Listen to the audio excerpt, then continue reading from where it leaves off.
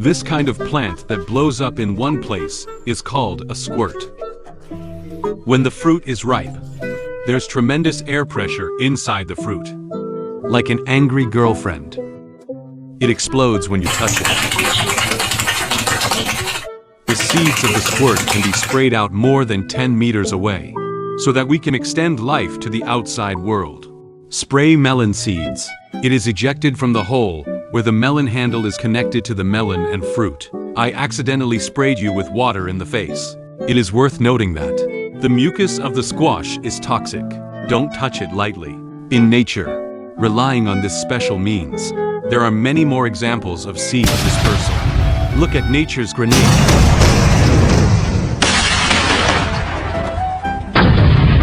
Want to learn more about this plant?